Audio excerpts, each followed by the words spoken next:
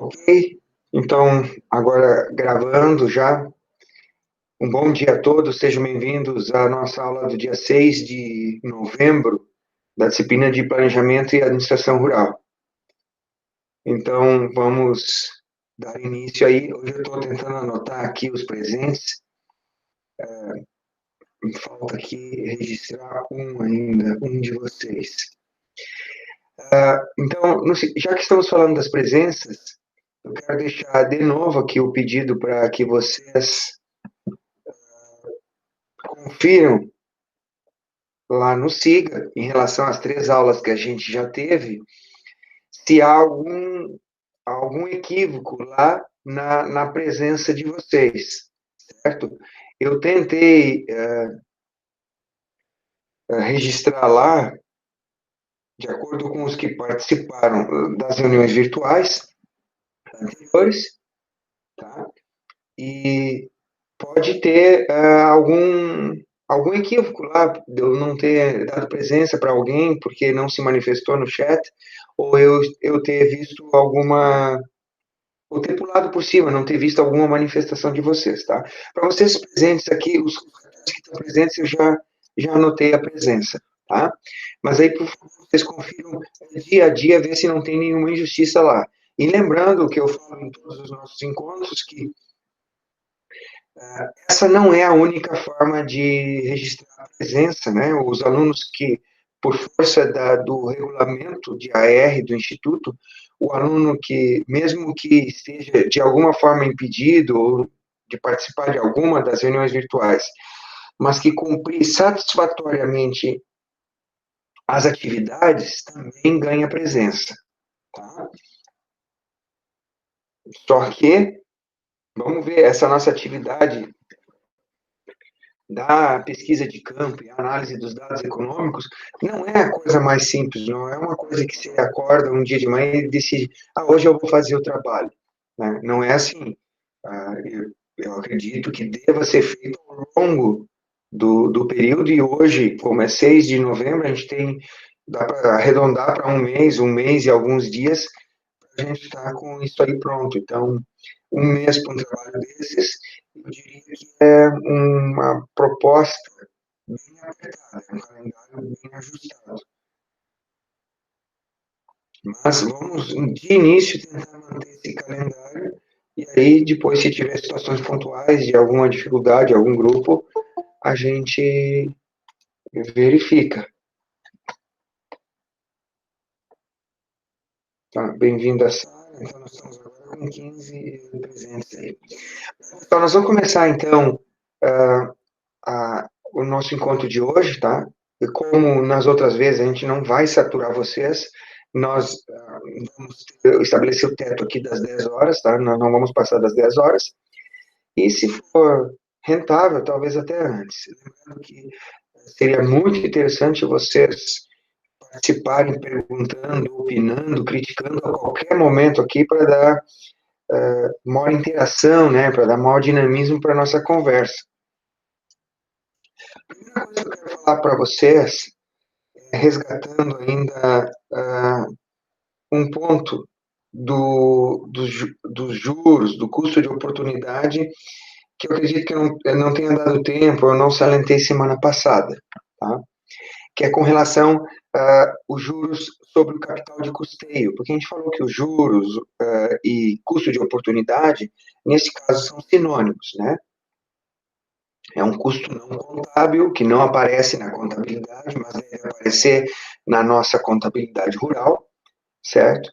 E a gente falou que o custo de oportunidade se dá em cima dos fatores de produção, terra, capital e trabalho, em cima deles, de cada um desses fatores de uma forma um pouco particular, um pouco diferente, né, que a gente vai ter que saber interpretar e ajustar dentro de cada análise que a gente estiver fazendo.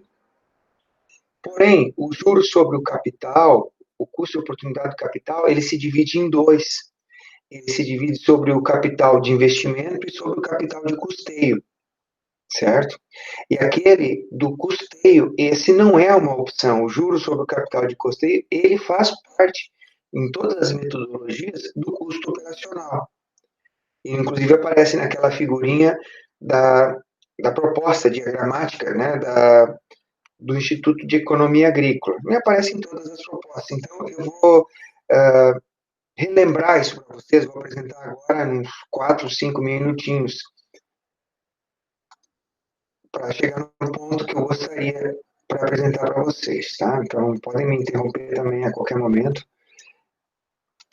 Essa figura que está aparecendo já não é novidade, né? Ela está dentro de um dos artigos que eu propus para a leitura de vocês logo no começo, tá? É aquele material mais atualizado do Instituto de Economia Agrícola, que é um órgão bastante reconhecido, vinculado à Secretaria de Agricultura do Estado de São Paulo, tá, pessoal? Então, a partir dos estudos dessas equipes aí, começando lá com aquele artigo anterior, de 76, do Matsunaga, eles chegaram ao conceito do custo operacional. Então, o que a gente está vendo aqui é um diagrama, né, um desenho da composição do custo operacional. Estão fora daí os juros, os custos de oportunidade, né, do Prolabore, aquele que o Antônio lembrou, né, do empresário, o arrendamento ou o juro sobre a terra, e também os juros sobre o capital fixo, né, sobre as benfeitorias, sobre os equipamentos adquiridos, o capital fixo que foi investido para aquela atividade. Mas, olhem aqui, onde a gente está olhando, ó, esse ponto, juros sobre o capital de custeio. Esse é um outro custo de oportunidade, né? Ou seja, a segunda parte do custo de oportunidade do capital, mas essa da parte de custeio. E esse tem que constar aqui, independente da metodologia que você vai utilizar, porque ele faz parte do custo operacional. Qual é a filosofia desses juros de custeio? É semelhante a outra filosofia dos juros ou dos custos alternativos, dos custos de oportunidade que a gente já falou. É o seguinte, o cara compra um saco de adubo, compra semente, compra agrotóxico para a determinada lavoura, certo? Então ele investiu um capital, um dinheiro, para esses insumos, para o custeio desses insumos. Tá? Por isso está lá juros de custeio. E o cara tinha uma alternativa. Ele podia não comprar o agrotóxico, nem a semente, nem contratar mão de obra, nem nada disso e deixar o dinheiro rendendo no banco, certo? Então, quando eu compro o saco de adubo e o calcário lá no início do ano, aquele dinheiro investido para o custeio, é difícil usar essa palavra investimento, porque, na verdade, é um dinheiro gasto para o custeio, e também poderia estar rendendo juros ao longo daquele ano, tá?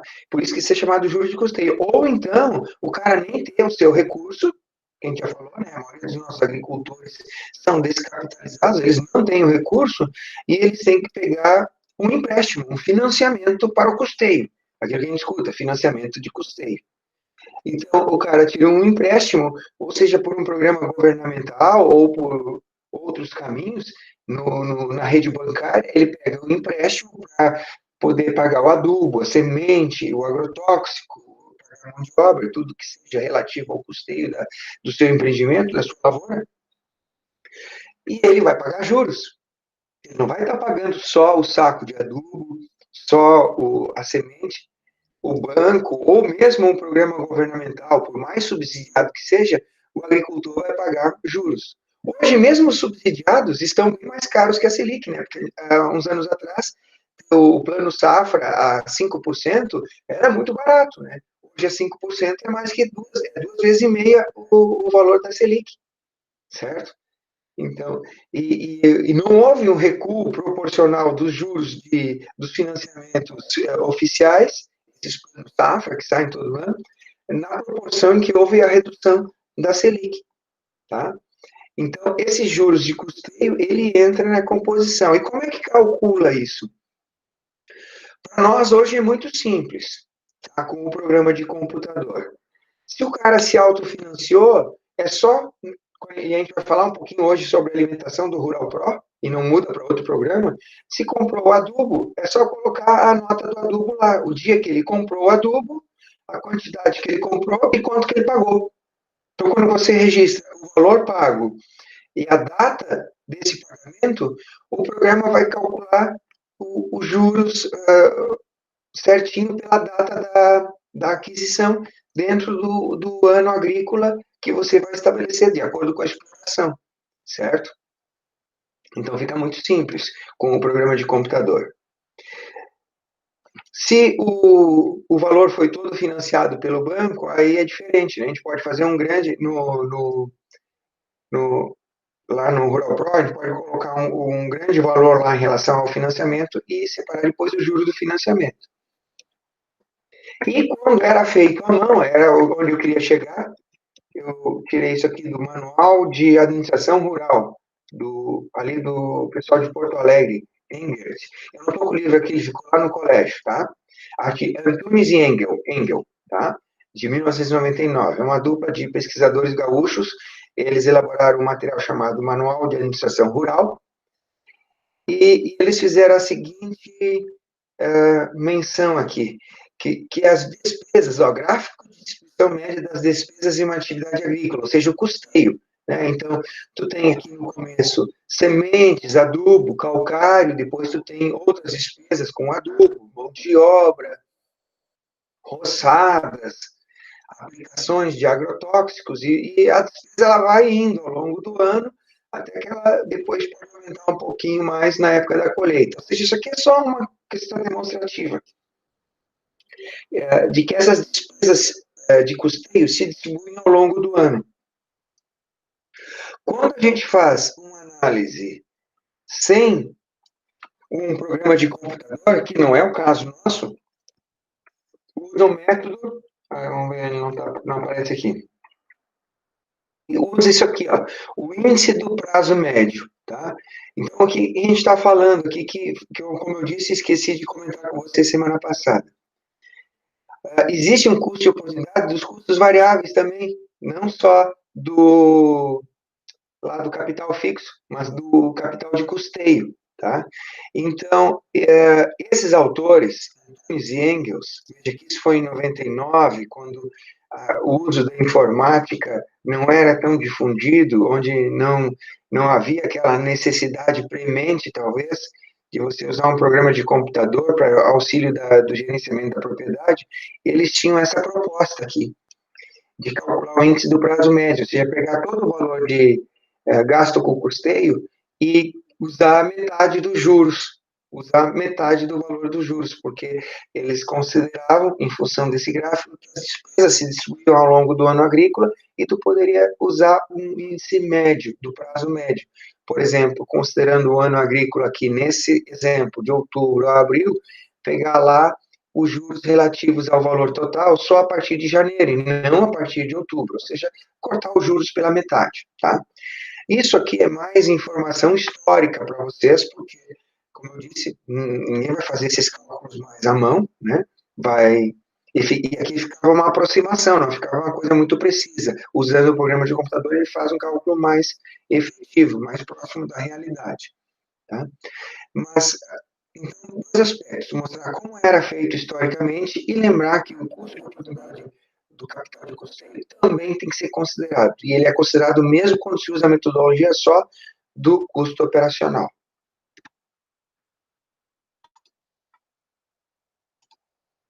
Ok, pessoal? Não dormiram, né? Então, vamos adiante. Nós vamos falar agora sobre as depreciações, certo? Aquela sequência de slides que já deixei para vocês na semana passada. E nós vamos entender agora, porque, assim, depreciação não é uma coisa nova, né? Todos vocês já, em algum momento, já usaram esse termo, têm uma boa ideia do que significa depreciação. Então, lá nos slides, I'm here, Sara, muito bem, tá certo. Eu já tinha visto, Sara, que você está aí, que bom. Todos nós conhecemos um pouco do que seria depreciação. Então, a conceituação, alguns exemplos estão nos slides, eu vou passar os slides mesmo. Só que isso é a desvalorização do capital investido. É a desvalorização do capital investido, verdade. tá? Esse capital investido, ele pode estar principalmente alocado em máquinas, né, máquinas, equipamentos, tá? E em benfeitorias, tá? Então, eu já começo com os slides lá. Vamos tentar conversar um pouco antes de falar os slides para ver se a gente uniformiza nosso conhecimento. Então, a depreciação já é um custo contábil, tá? Diferente do custo de oportunidade que a gente vinha falando até agora. Tanto é que existe uma definição dentro do Código de Processo Contábil, né, que a gente vai ver em seguida. Ou seja, a depreciação, sim, entra numa contabilidade formal de qualquer atividade econômica, né, não só da área rural, da área agrícola. Tá? E existem metodologias que o contador tem que utilizar, e a gente vai falar das 3 metodologias mais utilizadas. E elas estão nos slides também, nós temos que aprender, né? Nós temos que conhecer e dominar esses métodos. Tá? Apesar de que, no programa, eu já adianto para vocês, no final eu vou repetir isso, o Rural Pro, ele só usa um método. Tá? O Rural Pro só usa um método e ele está ok para nós, não tem problema, tá? Para a avaliação da depreciação. Então, é um custo contábil. Esse aparece na contabilidade. Porém, não é um desembolso, tá, gente? Então, preste atenção. A depreciação não é um dinheiro que sai do bolso do agricultor, nem do empresário, certo? Mas ele tem que aparecer na contabilidade, então, porque a depreciação ela é anual, né? Todo ano você vai colocar lá no balanço anual, na nossa contabilidade rural também a depreciação, e quando aparecer o valor da depreciação, aquele valor lá não significa que o agricultor tirou dinheiro do bolso para pagar, certo? Ele é um valor contábil, mas ele não é o desembolso. E aí que entra o problema da subjetividade, porque tem duas subjetividades aí. Primeiro, o agricultor que não tiver isso muito claro, ou quando não tiver um analista técnico, um engenheiro agrônomo, para orientar ele, ó, tem que fazer a reserva da depreciação, ele dali um pouco, ele está tendo lucros, está tendo receitas do negócio dele, e ele pode estar tendo uma ideia de que toda a receita que ele recebeu, que tudo aquilo, ou a maior parte daquilo, é lucro que ele pode gastar, que ele pode usar para o seu bel prazer, da forma como ele quiser, porque o negócio está sendo muito positivo, muito lucrativo. E, na verdade, daquelas receitas todas recebidas pelo negócio, uma boa parcela é uma reserva para depreciação, ou seja, entrou dinheiro, mas esse dinheiro não deveria ser gasto, deveria ser guardado como uma parcela, uma reserva para repor o bem que está sendo depreciado. Tá? Porque vamos dizer o seguinte, ele tem uma máquina, comprou lá uma máquina que está sendo muito importante para o desempenho da atividade. E essa máquina tem uma vida útil de 10 anos, certo? Então, essa depreciação anual ao longo dos 10 anos deveria ser uma reserva que permita que este agricultor, ao final de 10 anos, com a soma dessas reservas, possa comprar a máquina nova para substituir aquela que esgotou a sua vida útil, que não tem mais condições de continuar contribuindo na atividade. E se ele não pegou essa parcela ao longo dos 10 anos e não fez uma reserva de depreciação, se ele gastou em viagens, em outros gastos do seu interesse, mas não ligados à atividade, chegou ao final dos 10 anos, a máquina esgotou a sua vida útil, ela não consegue mais contribuir, ela se esgotou, e o agricultor não tem mais a máquina e nem tem o dinheiro para comprar a nova, porque ele gastou em outras coisas, certo? Então, é uma reserva contábil que precisa ser feita, tá? Mas ela é muito subjetiva também. Tá? Então, a gente vai falar de 3 métodos, mas tenham bem claro, nenhum método é perfeito. Então, tanto aqui para a nossa contabilidade rural, como para a contabilidade oficial conduzida por um contador, ele é subjetivo, ele não é perfeito para se estimar a depreciação, porque a depreciação sempre é uma coisa estimada, não é uma certeza absoluta. Eu sempre dou um exemplo, antes de mostrar os slides, quando a gente está lá no colégio, né? A gente não está agora, mas vocês vão lembrar, vão saber o que eu falo. Por exemplo, o colégio tem um Gol 2011. Tá? É um carro, é um bem para para utilizar para suas atividades, né? Para ir no banco, para pagar conta, para levar um aluno lá no, sei lá, para fazer um cadastro, para fazer o CPF, levar um aluno numa emergência médica. Sabe que a escola tinha vários gols. Você sabe, né? Já viram algum gol do colégio, do IFC? Tem uma quantidade na garagem lá. Isso. São modelo 2008, 2010, 2011, Ezequiel. E eles estão na garagem porque nenhum deles mais anda. Nenhum. Tá? Então, ao calcular a vida útil, por exemplo, do Gol 2011 no IFC, a vida útil não pode ser 10 anos, porque ele em 8 anos se esgotou. Né? Com um somatório de elementos que não cabe muito a gente discutir, mas vocês estão ali, vocês enxergam todo dia. Primeiro, a nossa estrada ruim, a alternância entre vários motoristas e a falta de cuidado desses motoristas. Certo? Então, junta tudo isso, os carros não duram 10 anos no IFC. Tá? Agora, provavelmente algum de vocês tem, ou tem alguém na administração pública, o desgaste é maior. Exato. Roda bastante, né, Vladimir? Mas, veja, tem esses dois elementos que eu citei. Esses três que eu citei. A estrada ruim prejudica, mas a alternância muda os motoristas e a maioria dos motoristas, ou a maior parte, tranquilamente eu posso te garantir, mais de 50% dos motoristas não são cuidadosos com os veículos do Instituto como são para os seus bens particulares. Tá? Isso não é nenhuma novidade, está gravando aí, e vocês são testemunhas oculares disso, porque passa na nossa frente todos os dias. Tá? O que eu quero dizer é o seguinte: alguém de vocês tem, ou o pai tem, ou um conhecido tem um carro 2011. Às vezes o carro 2011 está lá super conservado, tá igual novo. Alguém saberia dizer um exemplo desse? Conhece alguém que tem um carro 2011 que está muito bem cuidado e que vai andar ainda muitos anos? Não sabe de nenhuma história. Vladimir, beleza? É 2011 mais ou menos o carro, Vladimir? Isso, então acertamos. Eu tenho vários carros antigos. Eu tenho um 2008, por exemplo, que tem 50 mil quilômetros. Ele vai rodar a vida toda. Tá? Assim, gente, ó.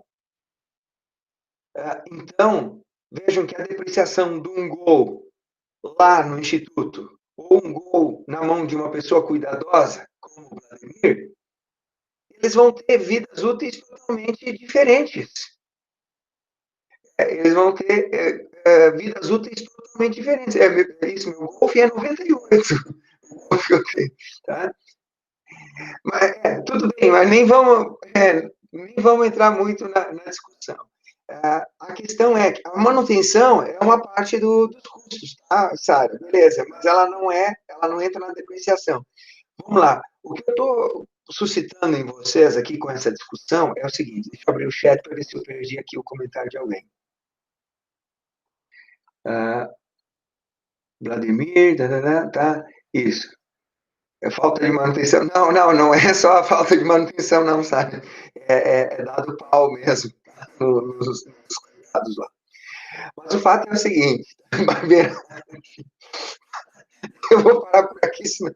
Aí nem como defender, professor. Tentei ajudar, mas não deu muito certo. Sim, Sara, tá certinho, tá? Não, na verdade, até se tenta fazer uma manutenção, mas assim, o ritmo que o pessoal destrói é muito maior do que o ritmo que se pode manter e cuidar dos veículos. Tá? Não, por favor, Sara, tua contribuição é muito positiva, tá? Muito bem-vinda, tá? Obrigado, prof. Tá. O que eu quero dizer é o seguinte, pessoal.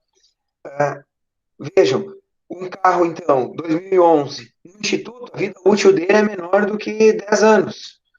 Um carro 2011, na mão do Vladimir ou da maioria de vocês, na minha mão, é um carro que a vida útil vai ultrapassar tranquilamente 20 anos, ou seja, que ele vai continuar fazendo a sua atividade, né? Ele vai servir o seu propósito com segurança, com qualidade, por um tempo muito maior, certo?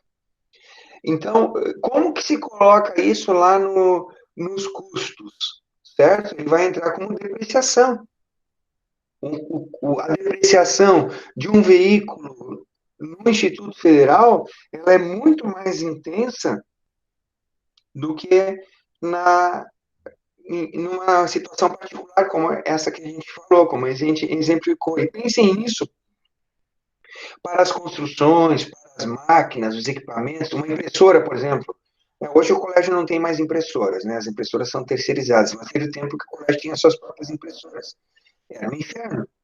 Então, imaginem, a impressora vale o mesmo que vocês imaginam aí para o carro. Né? Imagine a impressora lá num determinado departamento, que várias pessoas usam, um uso muito intenso. Óbvio que a vida útil da impressora vai ser diferente da impressora que vocês têm em casa, por exemplo, que vocês tratam com todo cuidado, né? Fazem sempre lá uma limpeza, uma manutenção preventiva, certo? Diferente de uma empresa, por exemplo, tá?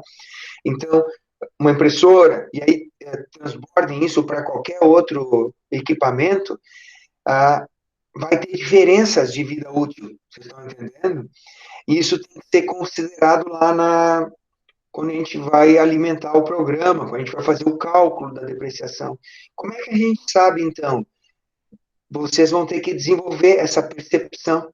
Né? Nesse momento, vocês vão, onde vão apurar lá dentro de uma propriedade, vai ser através da conversa com o agricultor.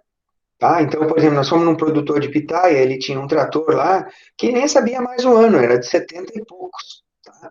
Então, um trator da década de 70, se eu pegar qualquer tabela, é o último exemplo que eu vou dar, depois nós vamos abrir os slides. Se eu pegar qualquer tabela lá de vida útil e de depreciação, valor residual de trator, um trator. Não tá bom o áudio. Pessoal, o Vladimir está falando que o áudio não tá o mais legal. Eu posso tentar trocar o Professor, ele dá para entender, só que ele falha um pouquinho, assim, sabe? Ele dá uns tilt. Olha que ruim. Eu vou tentar trocar o microfone. Por favor, me avisem aí, tá, gente?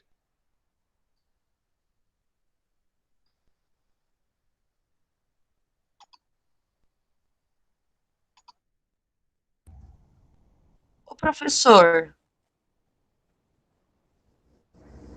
Tá.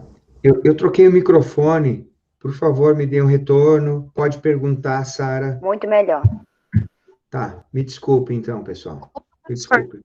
a tabela FIP tem a ver com depreciação? Sim, tem a ver com a depreciação. Ótima pergunta, Sara. A tabela FIP, ela vai te dar o valor atual do bem, tá? A tabela FIP vai te dar o valor atual do bem.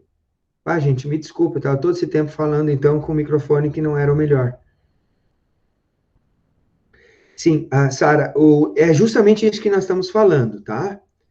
Sara, a tabela FIP vai te dar o valor atual. Só que para os bens lá do agricultor, não vai existir tabela FIP. E aí eu estou dando, antes de mostrar os slides aqui, que vão só seguir a metodologia de cálculo, lá para o agricultor que vocês vão entrevistar para fazer o nosso trabalho, ele não vai ter tabela FIP, né? Porque a tabela FIP é lá para automóveis. Tá? Então, eu estava dando um exemplo de como que pode acontecer, e como já aconteceu numa das propriedades que a gente apurou no trabalho lá com a pitaia. O agricultor tinha um trator lá que era da década de 70, ele achava que era de 1975, mas nem tinha o ano exato, era um Valmet, tá? Então, por qualquer tabela que a gente fosse comparar, se fosse pelas tabelas da Conab, né, que são um ótimo material, se der tempo a gente dá uma espiadinha nelas hoje, senão, acho que não vai dar tempo, talvez semana que vem, vai dizer que o trator, 75, gente, Já são 45 anos, tá? Então, já passou a vida útil. Esse trator é sucata. Ele só tem o valor residual do ferro ali, tá?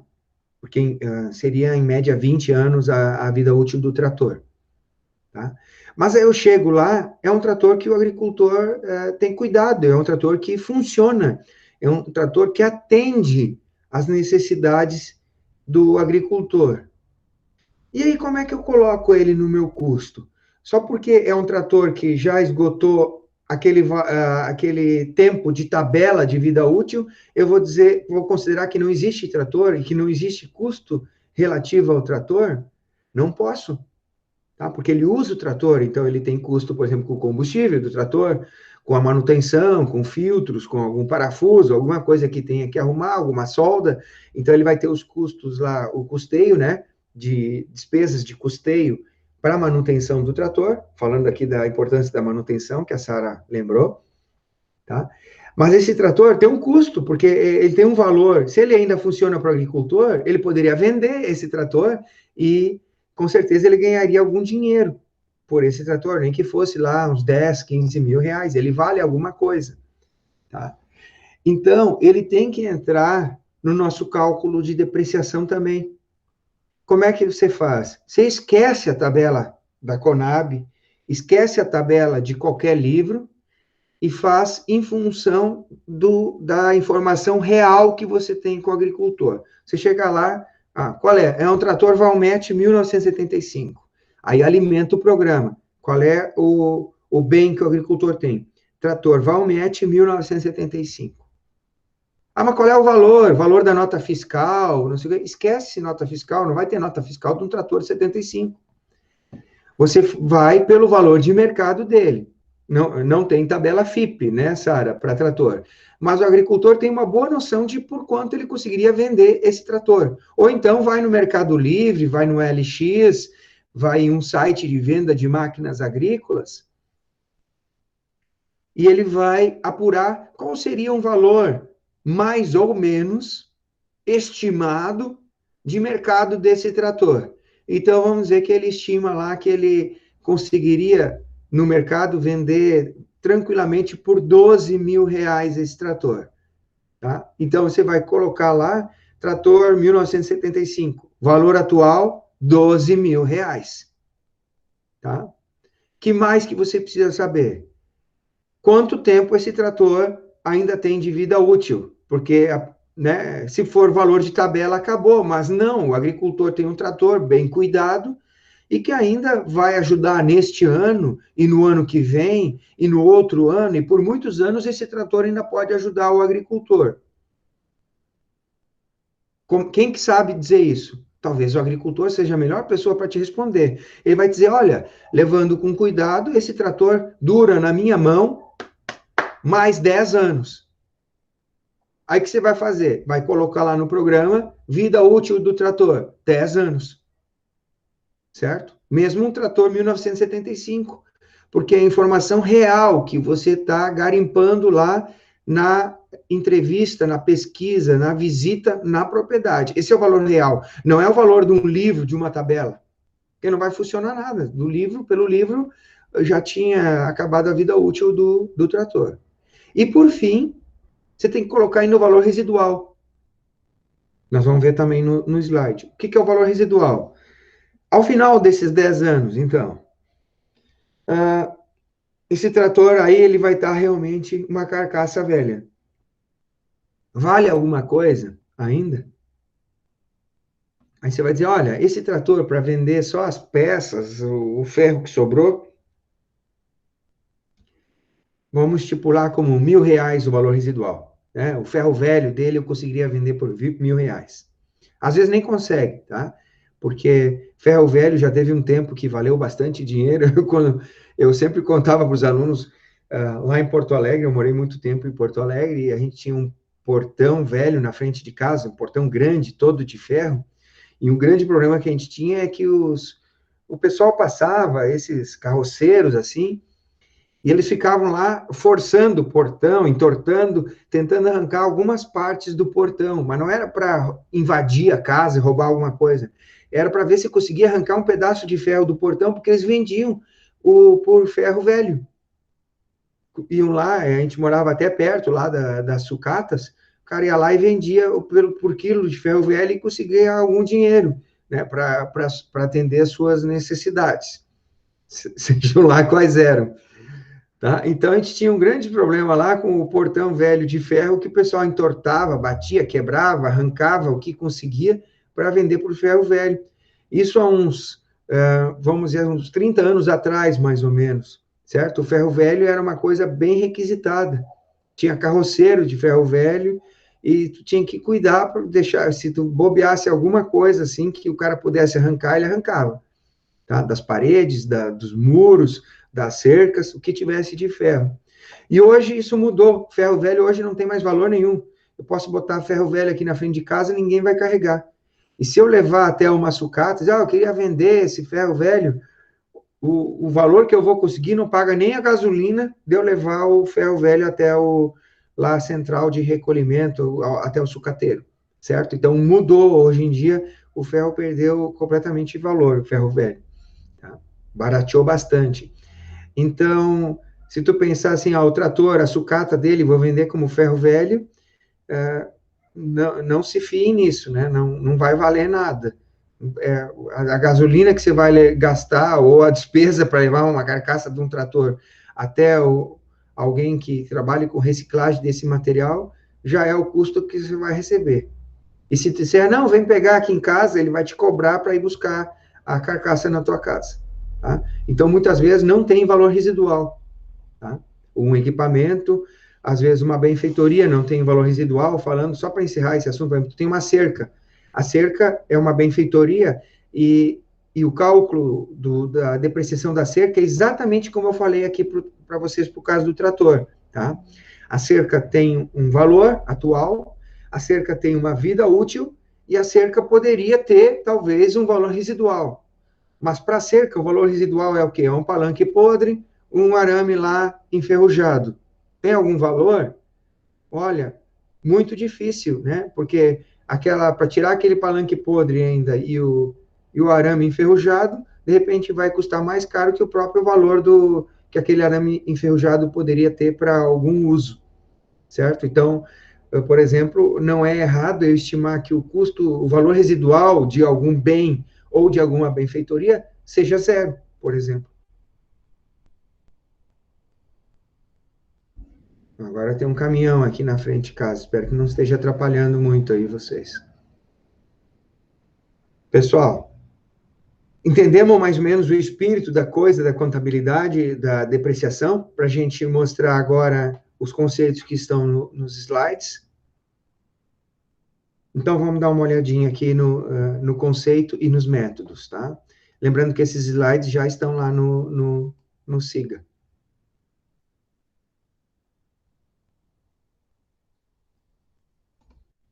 E não saiam daí, não durmam, porque não vai demorar, tá? É rapidinho.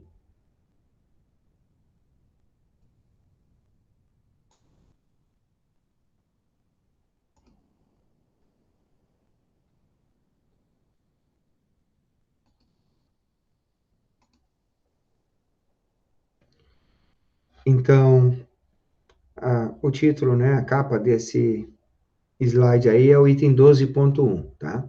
A gente vai conversar sobre depreciação, amortização e exaustão, mas principalmente o que nos importa lá e vai ser, esse é um item que sempre aparece na nossa apuração de custos, é a depreciação, tá? Então, vamos lá, eu vou ler os slides aqui, mas é tudo que a gente já entendeu de uma maneira ou outra, até que você já sabia. Os bens do ativo permanente, em função de sua utilização, sofrem reduções de suas vidas úteis e perda de valor. O reconhecimento dessa perda de valor é feito através da depreciação, da amortização ou da exaustão, tá? O processo de alocação da despesa ou custo em função da vida útil de bens adquiridos pelas empresas realizarem suas atividades mercantis. Esse é o conceito de depreciação, tá? É o processo de alocação da despesa ou custo em função da vida útil dos bens adquiridos, tá?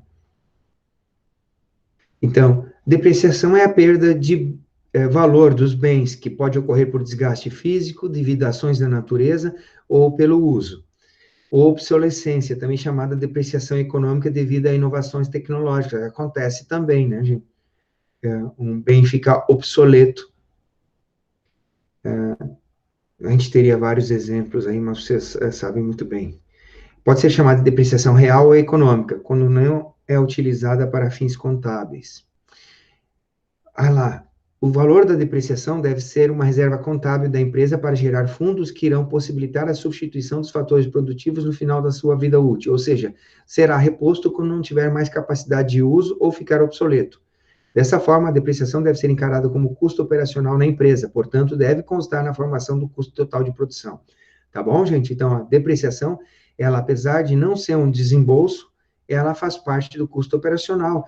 Tem que fazer parte, porque se não fizer, ao final do período, o agricultor não tem mais nada. Ele trabalhou e gastou todo o seu recurso, né? Descapitalizou e não tem capital para repor aqueles bens, tá?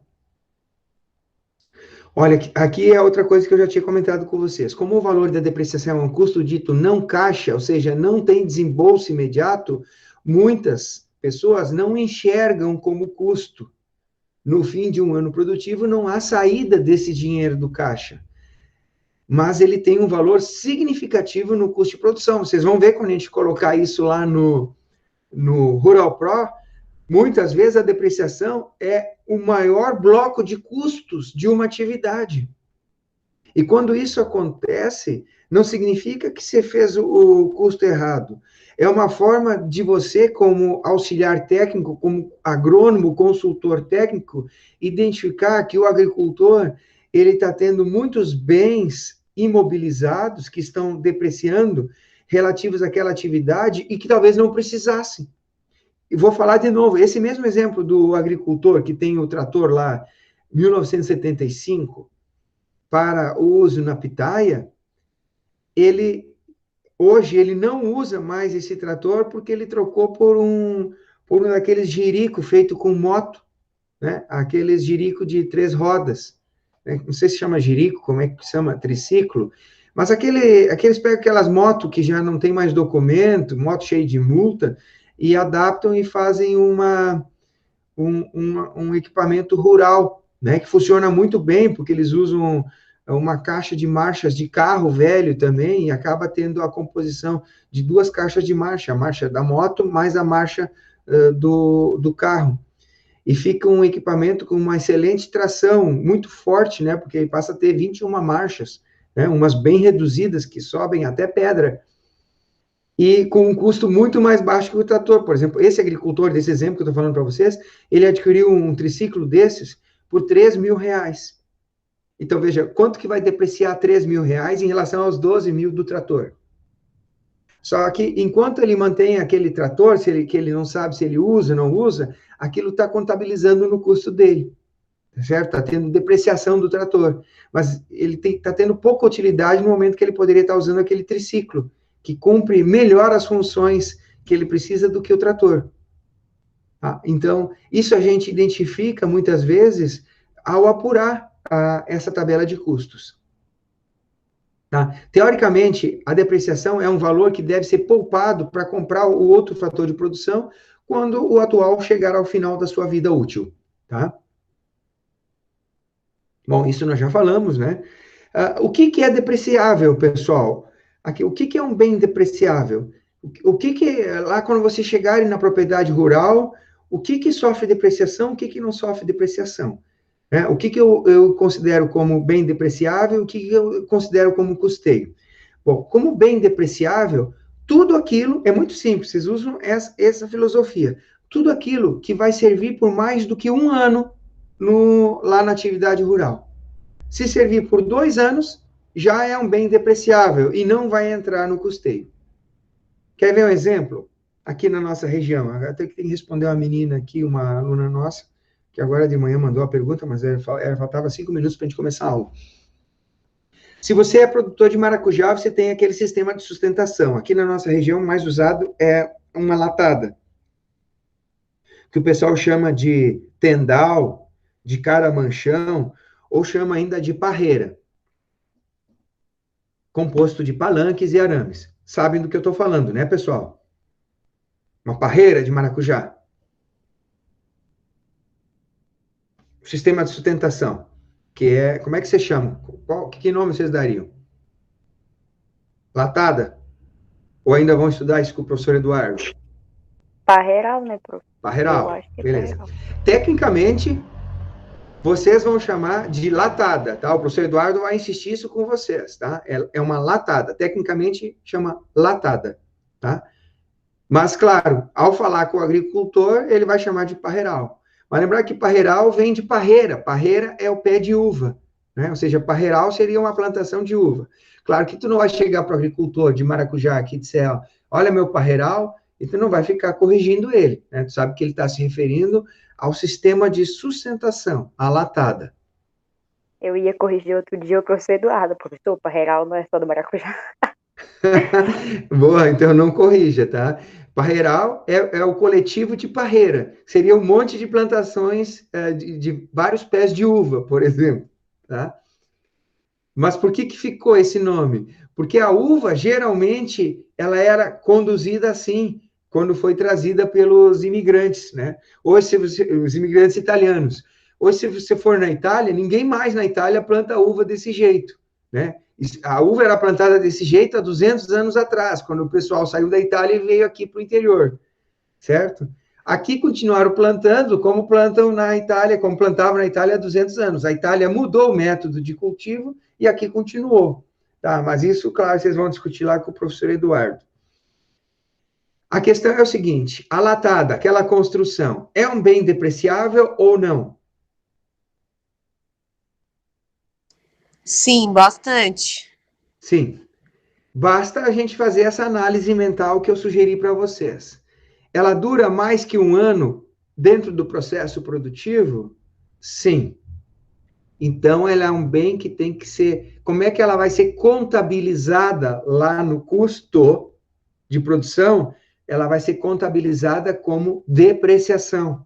Vocês estão entendendo? Vocês não vão pegar o custo do palanque, o custo dos arames, a mão de obra para montar toda essa estrutura, se não pegar tudo isso e não vão jogar lá no custo de produção do maracujá no primeiro ano.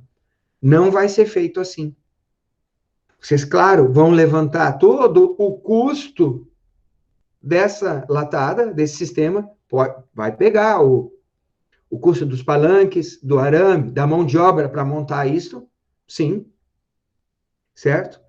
E aí vocês vão ter o valor, o custo, o valor dessa benfeitoria. Aí vocês vão avaliar ainda qual é a vida útil dessa latada, por quanto tempo ela vai estar ali servindo ao propósito de sustentar o maracujá. E ainda, se for o caso, vão calcular, vão estipular o valor residual. Dizer, olha, depois que tiver tudo caindo, que não vale mais a pena arrumar, esse conjunto de palanques e fios vale alguma coisa? Mas, os arames, eu dou uma enrolada. Vamos dizer que essa latada me custou 10 mil reais e, no fim, o arame que sobra lá, depois de uns 4 anos ou 5 anos, vamos dizer, tem um valor residual de 500 reais. Bom, o que você vai fazer? Como é que entra o custo da latada quando eu vou apurar o custo de produção do maracujá anual? Ela entra por depreciação. Pega o valor de 10 mil, tu tens a vida útil de 5 anos e o valor residual de 500. Tu tem que ter essas 3 informações. O valor do bem, a vida útil e o valor residual. E aí a gente vai usar um dos métodos de depreciação mais utilizados. Tá? Que a gente, como eu falei, eu vou apresentar 3 aqui, e lá o Rural Pro trabalha só com um método, o mais simples dele, e também para a nossa apuração de custos, está de bom tamanho. Tá? Então, vamos lá. Ó, existe até uma definição dentro do CPC. A depreciação, ela está lá no índice CPC 27, né? O CPC é o Comitê de Pronunciamentos Contábeis, que é tipo um órgão que legisla informalmente sobre procedimentos contábeis, tá? E aqui tem essa essa definição que eu falei para vocês. O bem depreciável, o ativo depreciável, é aquele em que se espera utilizar por mais de 1 ano na atividade produtiva. Tá? Qualquer bem que vai utilizar por mais de 1 ano na atividade produtiva, ele é contabilizado na forma de depreciação. Vamos lá. Vamos para os métodos. Cálculo da depreciação. Aqui eu tirei a tabelinha do Antunes e Engels, mas a tabela da Conab é muito melhor. E como eu falei, vida útil do trator de rodas, 10 anos pela tabela do livro lá, tá? Na Conab talvez seja um pouco diferente, mas vocês estão vendo que isso aqui é subjetivo, né? Porque tu pode ter um trator bem cuidado que vai durar 30, 40, 50 anos ou mais, certo? Então, tudo, assim, geralmente eu não pego dados de tabelas assim, tá? Se o agricultor tem lá uma grade ou um arado, e aqui diz que a vida útil do arado é 6 anos, eu não vou simplesmente botar a vida útil 6 anos. Eu vou lá, eu vou investigar a condição daquele arado do agricultor e, principalmente, eu vou falar com o agricultor e extrair dele a informação, porque ele que usa o arado, ele sabe como tem sido o desgaste, a manutenção e qual é a previsão de uso futuro desse arado, por quanto tempo ele vai se manter ainda útil, funcional para o agricultor. E a partir da informação tirada com o agricultor é que eu alimento e faço meu cálculo. Alimento o programa e faço meu cálculo. E não com o valor de tabela. Os valores de tabela eu usaria só para exercícios mesmo, certo? Apesar das tabelas da Conab serem bem completas. Se vocês forem usar valor de tabela, eu sugiro pegarem aquelas tabelas da Conab, da cartilha da Conab, que eu já disponibilizei para vocês, que estão lá no tópico do nosso primeiro dia de aula, tá? Lá tem tabelas... Estou com ela aberta, professor. Desculpa, pode falar? Estou com ela aberta.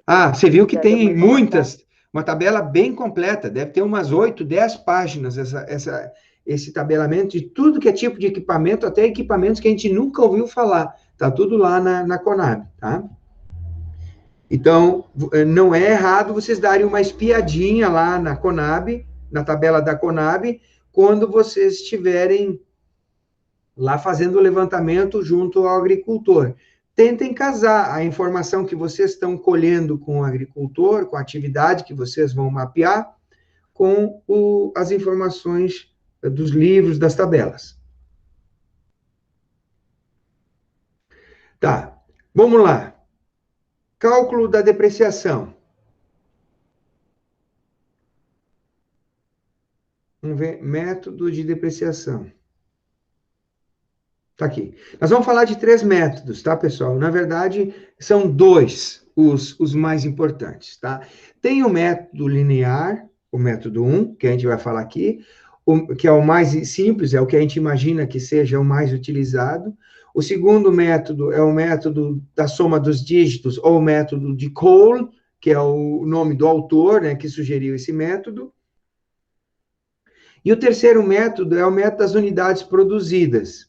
Ou seja, se calcularia a depreciação pelo uso da máquina.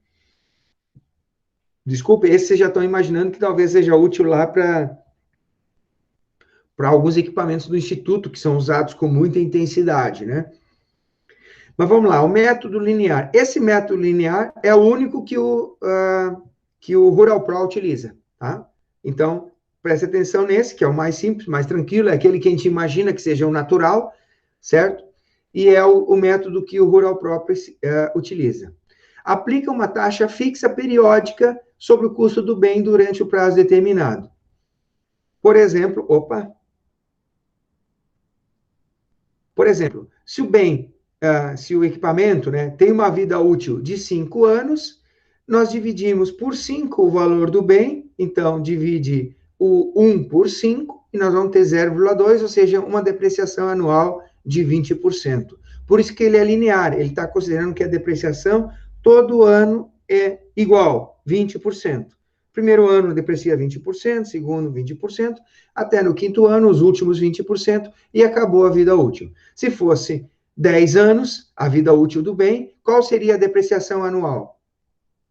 Pergunta para vocês.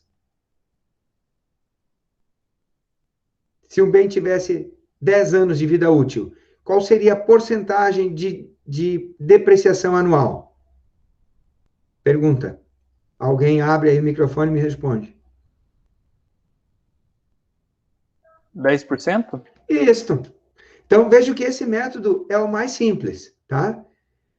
Divide a vida útil do bem de forma igual, de forma linear por todos os anos da vida útil, tá? Vocês já estão aí com uma pulguinha atrás da orelha dizendo, ó, esse método, por um carro, por exemplo, não é muito certo, né?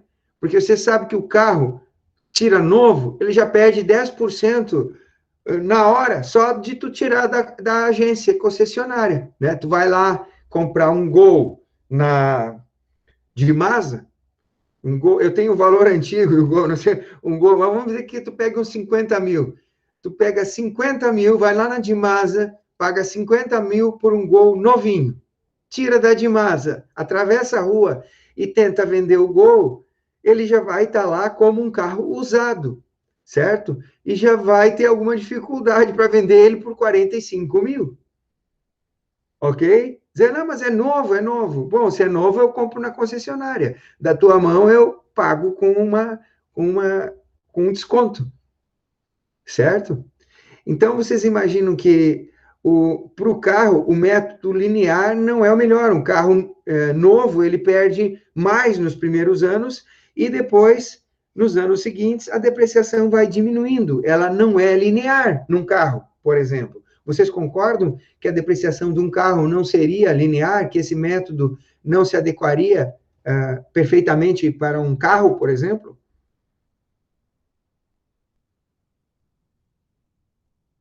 Era uma pergunta também, pessoal. Concordo que esse método linear não é o melhor para um carro? Sim. Beleza. Tá? Então, existe um outro método que talvez se aplique melhor, que é considerado o seguinte, o método da soma de dígitos, também chamado de soma dos algarismos, ou método de Cole. Vai ficar mais fácil de entender com o exemplo que vem em seguida.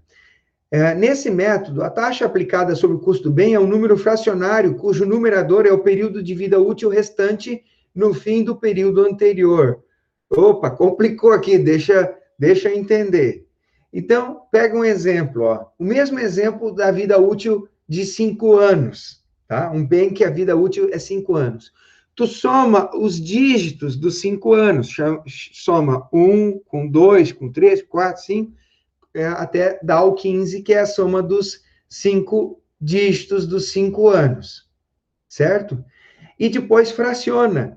No primeiro ano, tu usa como numerador o maior dígito. Então, no primeiro ano, ele vai depreciar 5 de 15. No segundo ano, 4 de 15. No terceiro ano, 3 de 15. No quarto ano, 2 de 15. E no último ano, 1 de 15. Olha o exemplo aqui. Por exemplo, um bem que valha 30 mil reais, ele, no primeiro ano, aqui falando em vida útil de 5 anos e sem nenhum valor residual. Como é que eu calcularia? Tá? Eu calcularia o seguinte, aquilo que eu falei para você, soma os dígitos, dá 15, o primeiro ano o maior dígito, então no primeiro ano ele deprecia de 5 para 15, o segundo ano 4 para 15, o terceiro ano 3 para 15, o quarto ano 2 para 15 e o quinto ano 1 para 15. Vamos imaginar que 30 mil seja só o valor depreciável, que esse bem tenha um valor residual de 10 mil, vamos dizer, tá? Olhem esse mesmo exemplo que está aparecendo para vocês. Então, o bem tem um valor residual de 10 mil. Então, o valor total desse bem é 40 mil, certo? O valor desse bem é 40 mil, mas o valor depreciável dele é só 30, porque 10 é o valor residual. Então, esse 30 é que entra no cálculo da depreciação, tá? Então, ele perdeu 10 mil no primeiro ano, perdeu 8 mil no segundo, 6 mil no terceiro, 4 mil no quarto e os últimos 2 mil no quinto. No total, perdeu 30 mil e ao final de 5 anos, vale 10 mil. Esse método talvez se adequaria bem a um carro do colégio. Vamos imaginar que o colégio compre um carro de 40 mil. Tem algum carro de 40 mil no mercado? Acho que tem, né? Dá para comprar um Kwid ou um Up peladão por 40 mil. Dá para comprar um carro zero por 40 mil? Perto disso dá, né, gente? Acho que dá. Então, imagine, 40 mil. No primeiro ano, ele perdeu 10 mil. Ele vale 30 mil, tá? Depois ele perdeu mais 8 mil. Aí ele vale 22. E assim vai indo até que ao final do quinto ano, ele vale só o valor residual de 10 mil. Esse seria talvez um bom método para avaliar a depreciação de um carro de uso intenso, como no caso do IFC. Entenderam? Vocês concordam?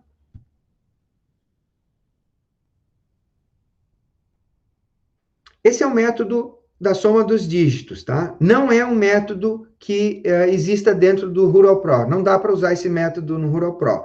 É só para vocês conhecerem que existem outros métodos. Eu tenho uma lista de exercícios de depreciação, mas que eu vou poupar de vocês de passar essa lista, tá, gente? Porque vocês já estão em duas atividades importantes, que é dedicar tempo de vocês para o curso lá de planejamento estratégico e dedicar tempo de vocês para esse trabalho de análise econômica. Eu não seria aqui irresponsável de passar para vocês mais exercícios. Isso talvez a gente faça aí na continuidade da disciplina, lá, passado o final do ano, em janeiro. Quando a gente voltar em janeiro, talvez fiquem alguns exercícios para a gente fazer para fixar algumas coisas que a gente está discutindo e estudando, tá? Então, vocês vão me perdoar, vocês dizem, aquele negócio, o professor passou muito rápido da depreciação, e se eu fosse fazer, eu ainda ia ter dúvidas. Não se preocupem, eu vou encher vocês com exercícios para vocês calcularem, mas não nesse momento, para também não cometer a irresponsabilidade de sobrecarregar vocês, tá? Aleluia, muito obrigada. Tá bom, valeu. E o último método, tá? Aqui ele está ainda propondo, se fosse mensal, qual seria o valor mensal, tá? E o último método, esse eu nem vou apresentar um modelo de cálculo, é só para vocês saberem que existe, poderia ter outros ainda, mas esses três métodos são os métodos usados pelo CPC, tá? Pelo Código de Processo Contábil, ou seja, todos esses métodos são aceitos dentro da contabilidade oficial. E quem decide que método usar? O contador. O contador é o profissional para decidir qual o método que se aplica melhor àquele bem. E o que ele decidir é lei, tá? Ninguém vai lá contestar o método, a não ser que ele esteja claramente cometendo um erro. Mas, geralmente, se ele opta por um método e justifica o porquê daquele método, ou seja, com fundamentação técnica, teórica, ninguém vai questionar. E veja que os métodos, eles vão dar resultados diferentes lá na contabilidade de custos, tá? O método das unidades produzidas é o seguinte: o custo de bem é dividido pelas unidades estimadas a serem produzidas pelo bem. Ou, às vezes, pelas horas, por exemplo. Um trator, ele pode ser calculado a vida útil dele não pelos anos, mas pelas horas. Um torno, por exemplo, um torno dentro de uma mecânica, pode ser pelas horas de uso e não pelo tempo que ele está lá parado, né? Porque ele só vai se desgastar realmente à medida que ele for usando, né? Uma impressora, por exemplo, também. Então, uma impressora, ela pode durar muito tempo na minha mão, na mão de vocês, na casa de vocês, porque ela é usada com parcimônia, só de vez em quando. Então, e a impressora realmente funciona assim, né? Uma impressora, uma copiadora, ela é lá programada para funcionar com 500 mil cópias, 1 milhão de cópias, certo? E se for na casa da gente, praticamente vai durar a vida toda da gente e ela não vai imprimir 1 milhão de cópias. Ela vai estragar, se for o caso, por outros motivos. Um dia dá um raio, um dia dá uma sobrecarga na rede elétrica, ou o toner e a tinta seca lá dentro por algum motivo, vaza lá dentro da impressora, e tu perde a impressora não pelas unidades produzidas, é por ficar parada mesmo, tá? Enquanto que no Instituto, por exemplo, para imprimir 1 milhão de cópias é bem rapidinho. Então, a impressora pode perder a sua vida útil em questão de meses, e não de anos. Vocês estão entendendo? Então, esse método da unidade produzida, ele pode ser aplicado para determinados equipamentos, certo? E é usado dentro do processo contábil também. Nós, no No Rural Pro, ele não usa esse método aí, tá? Não usa o método das unidades produzidas.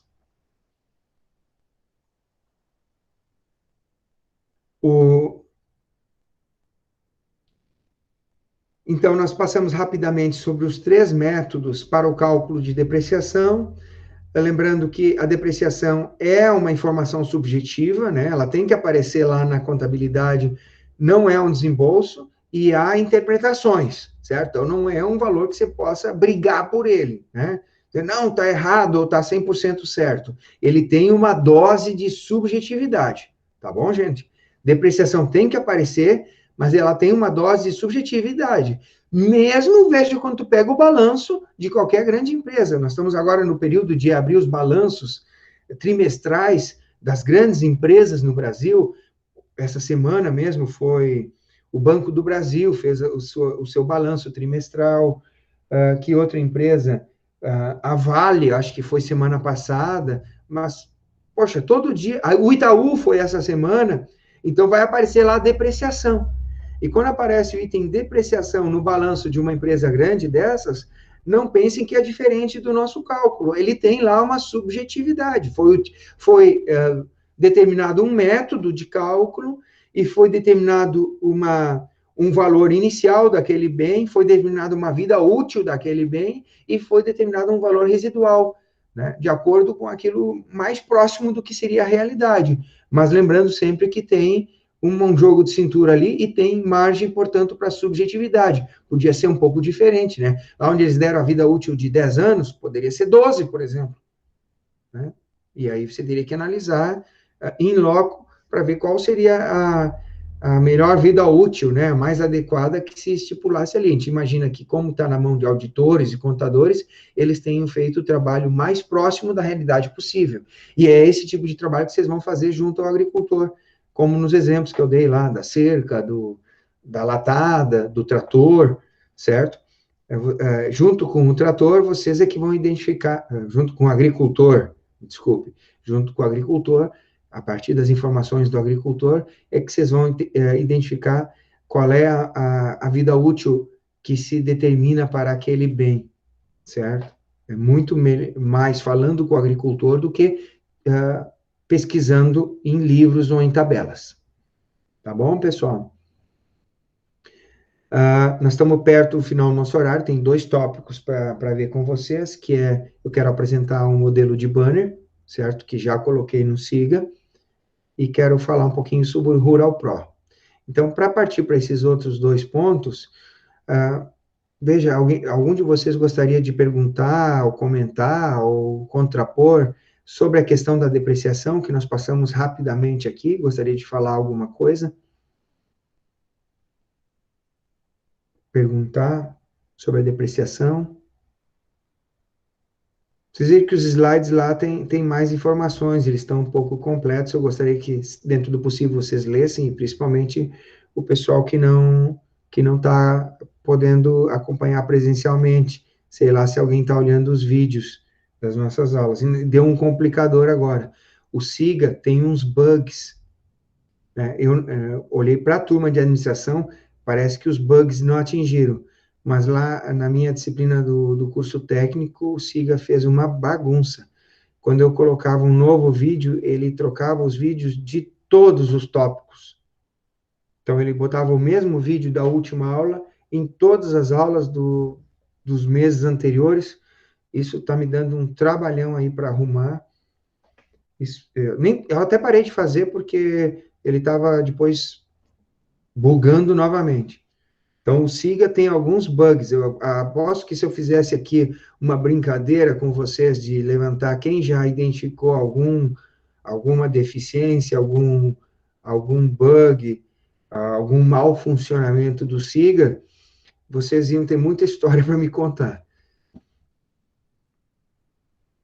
Tá? Mas vamos lá, então. Eu vou mostrar o modelo de banner, tá, pessoal?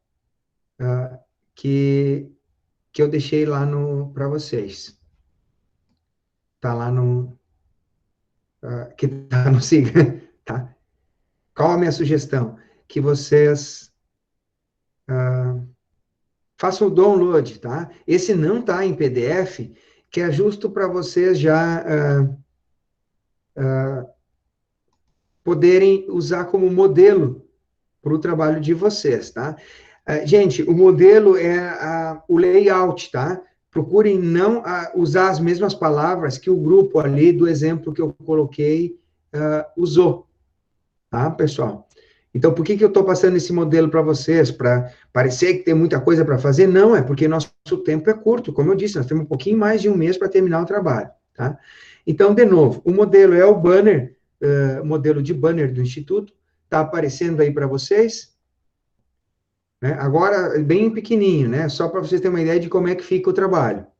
Está aparecendo, né? Esse banner é chatinho de fazer, professor. Mas vocês vão conseguir. Não, fizemos, a economia de mercado agrícola a gente fez, né? Tá. Tá. É um pouco chatinho, mas é o jeito, tá?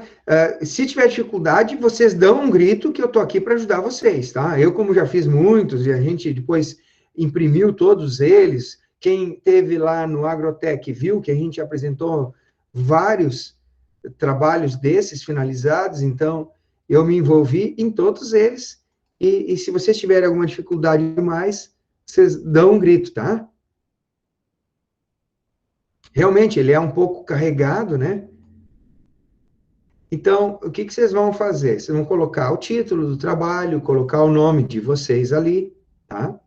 Esse aqui é um exemplo do grupo que fez com banana, tá? Numa determinada situação. Então, vocês vão ter uma introdução, como qualquer artigo, tá, gente? Isso aqui vale como artigo. Muita gente, inclusive, tem a possibilidade de publicar isso aqui. Teve grupos que optaram porque a nossa publicação ela é interna, então depois muitos apresentaram no SICT. Esse trabalho que vocês vão fazer, vocês podem apresentar no SICT do ano que vem, ou no MICT, tá? É um trabalho com ele reúne todas as condições para vocês fazerem uma boa apresentação no SICT ou no MICT e ganharem lá a certificação e talvez até concorrerem à premiação, tá?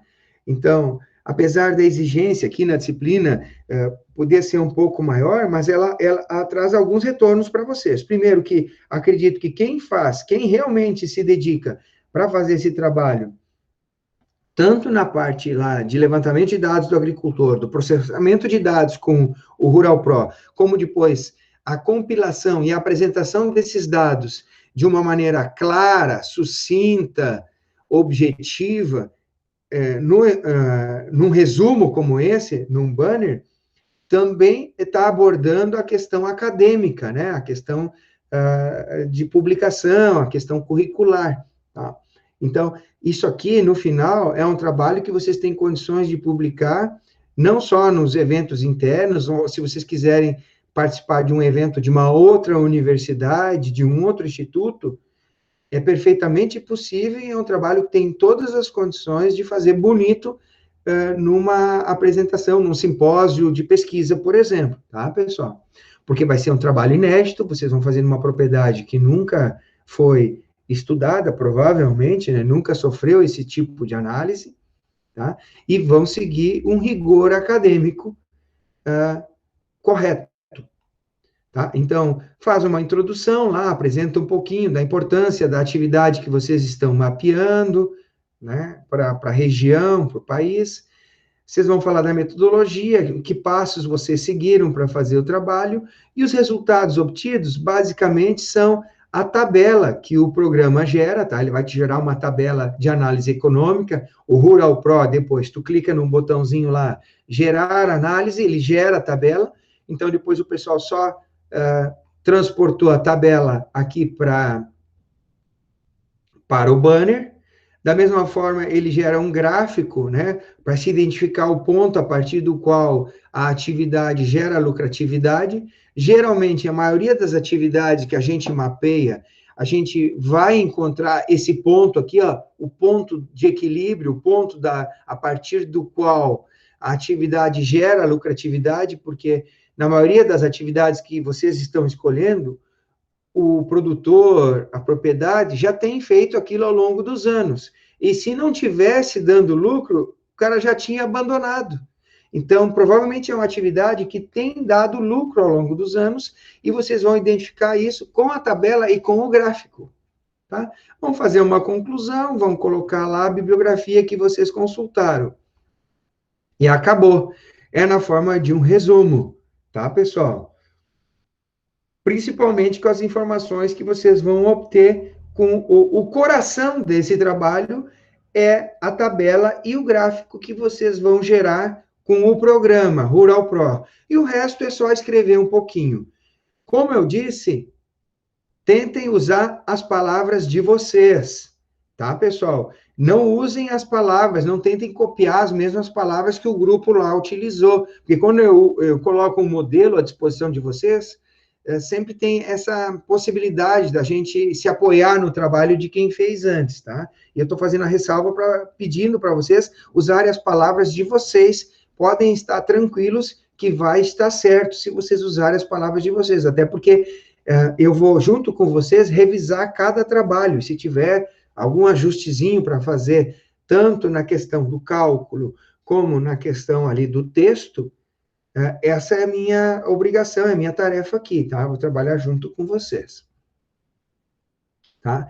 Por fim, eu ia mostrar aqui o Rural Pro, tá? Eu já mandei por e-mail de vocês, eu peço que vocês instalem e abram o Rural Pro. Eu vou só mostrar uma funcionalidade deles que a gente vai utilizar, tá? Só uma agora, porque nosso tempo tá esgotando. Eu vou falar de uma funcionalidade dele. Só uma. Tá? Então, vocês tentem ver se funciona. Apareceu o Rural Pro aí para vocês, pessoal? Não tem como aumentar a tela é essa mesma. Tá aparecendo para vocês? Tem alguém aí? Aqui não está aparecendo, professor. Ainda não. Ainda não. Não está aparecendo. Para mim, não. Aqui é um problema. Olha só.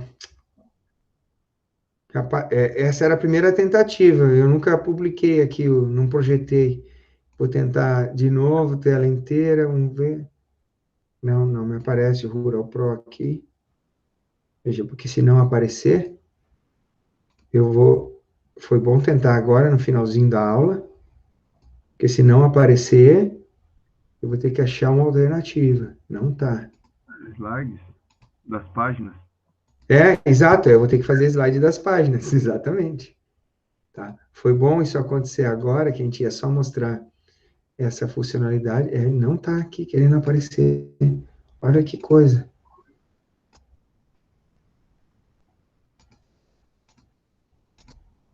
Antes até ele me deu a possibilidade de projetar o Rural Pro. E agora não está mais aparecendo. Tá, gente? Vou ter que fazer os slides das páginas como vocês falaram, tá? O que eu ia dizer é que logo no início, na primeira... Eu vou fazer o seguinte, eu vou mostrar para vocês aqui. Só um pouquinho. Eu vou fazer um slide só, tá? Vou fazer não saiam daí, tá? Por favor. É um instantinho aqui. Não saiam daí, a gente está terminando. É 9h52. Como eu prometi para vocês, antes das 10 a gente termina.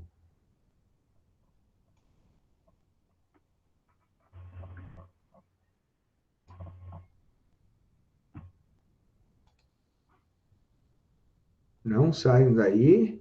Lá na cantina tomar um cafezinho. Pois é. Não, mas estou terminando, pessoal.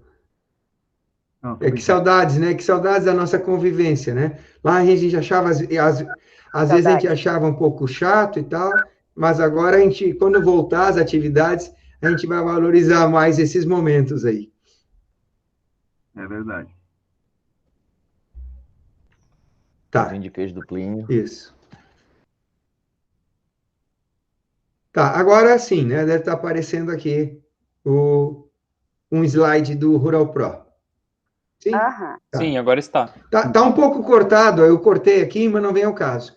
Aqui a primeira aba, ela diz arquivo, tá? A primeira aba diz arquivo. E ele tem a função exportar propriedade ou importar propriedade, tá? É essa função aqui que nós vamos utilizar. Quando vocês tiverem já feito uma parte do trabalho e tiverem dúvidas, se está certo, se não está, vocês vão exportar a propriedade e mandar o arquivo que ele gera para mim. Porque aí eu vou poder abrir aqui, vocês vão mandar para mim por e-mail, né, ou pelo WhatsApp, e eu vou poder aqui, com a função importar propriedade, abrir o trabalho de vocês e ver tudo que vocês fizeram dentro do programa. E aí, identificar se tem alguma sugestão, se está tudo bem, se tem que melhorar alguma coisa, certo? Então, ele vai funcionar tanto para os dois caminhos, para vocês me mandarem e eu mandar para vocês, tá? E ele vai ser uma funcionalidade obrigatória, tá? Na questão do acompanhamento do trabalho.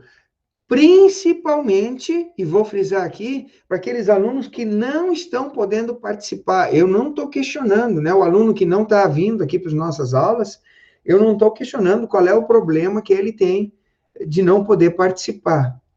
Mas quando chegar lá, na época de entregar esse trabalho, eu vou exigir dos grupos, mas principalmente desses grupos em que a gente não está podendo conversar e interagir, eu vou exigir que me mande o arquivo da exportação da propriedade para ver se realmente foi feito o levantamento de todos os detalhes lá, da atividade que ele está desempenhando. Por exemplo, tem um grupo, vamos dizer, que vai fazer com a avicultura.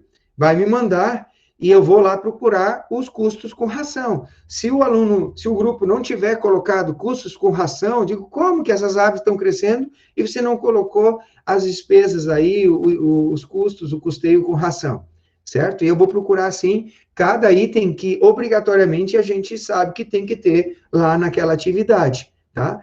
Porque... Professor. Pois não. A criação é a pasto, professor, não tem milho. Não, gente, mas aí é cada caso, cada caso. Vocês vão criar galinha a pasto? É isso? É uma possibilidade, né? Tá. Se for, a gente vai ver, tá? Não tem problema. Mas eu só estou dando um exemplo, tá? De que eu vou lá fazer uma pequena observação, uma inspeção, para ver se o grupo realmente está levantando os dados, ou se está lá só, tipo... Porque o programa vai responder aquilo que a gente alimentar ele, tá? Então, se ele for mal alimentado, ele vai dar um péssimo resultado, tá? E aí a gente não vai estar atendendo aquilo que a gente precisa na nossa disciplina, a gente não vai estar aprendendo, tá? Mas é só uma ressalva que eu estou fazendo, que a gente vai usar essa funcionalidade. Muitos alunos já usam sem eu precisar fazer esse alerta. O pessoal está fazendo o trabalho, gera dúvida, e eles mandam para a gente ir conferindo. E lembrar que, claro, o Rural Pro tem as suas particularidades, mas quem aprender a mexer com o Rural Pro vai estar em condições de usar qualquer programa desses pagos, né, para gerenciamento de propriedades rurais, principalmente para a parte de análise econômica, né, acompanhamento dos custos, tá? Então, minha sugestão é que vocês dediquem aí um tempo de vocês para fazer esse trabalho, porque as dúvidas vão surgir, e à medida que surgirem, a gente tem que ir conversando. Eu já me coloquei aqui inteiramente à disposição de vocês para a gente ir se ajudando, né, e ir construindo e chegar no final e produzir um trabalho nos moldes daquele modelo que eu mostrei para vocês. Tá? Então, no tópico de hoje está lá um modelinho para vocês já baixarem. Tá? Eu recomendaria vocês baixarem, porque o Siga, depois ele pode mudar de lugar, e aí não tem problema, né? Vamos colocar de novo, eu mando para quem me pedir o modelo, mas quem já tiver o seu modelo lá, já se garante com relação a isso, né? Não precisa depois ficar correndo atrás. Da mesma forma, o e-mail que eu mandei do Rural Pro, tentem instalar no seu computador, ver se não deu nenhum tipo de problema, e se ele está abrindo tranquilamente. Porque nas próximas aulas, a partir da semana que vem, a gente vai falar de alimentação do rural próximo. A gente vai usar cada vez mais um tempo nosso para ir vendo como que usa o programa, encaixando com os conceitos e os conteúdos que a gente vai trabalhando aqui no andamento da disciplina, tá bom? Deu 9h59, 10 horas, gente. Já extrapolamos o tempo. Eu tive aqui a participação de 16 alunos, anotei o nome de todos vocês, depois vou jogar lá no SIGA. E, por favor, vou repetir aqui o pedido, olhem para as aulas anteriores, dos 3 encontros anteriores, ver se eu não cometi nenhuma injustiça, se eu não dei falta para algum aluno que participou aqui em algum momento das nossas discussões. Vamos lá, para os finalmente. Quem gostaria de perguntar, criticar, opinar sobre alguma coisa aí da nossa disciplina, sobre a nossa aula de hoje, ou sobre qualquer outro assunto?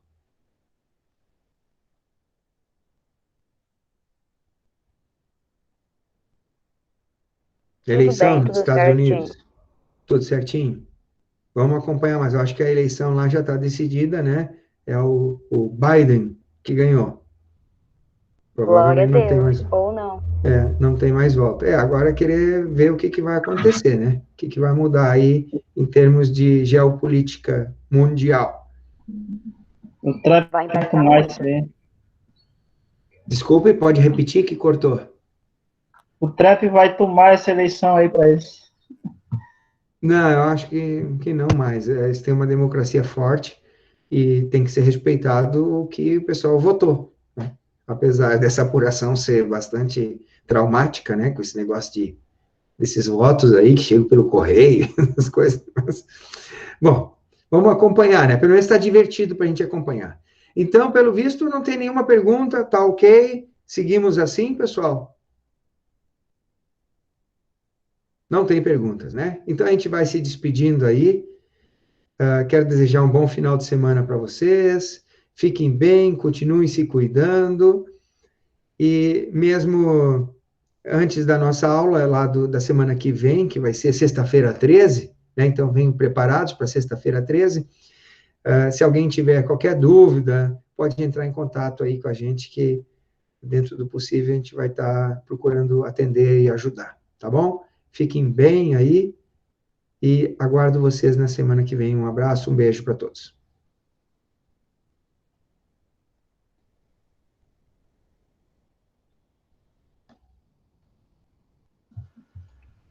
Valeu, professor. Valeu, pessoal. Tudo de bom. Bom final de semana. Muito obrigado.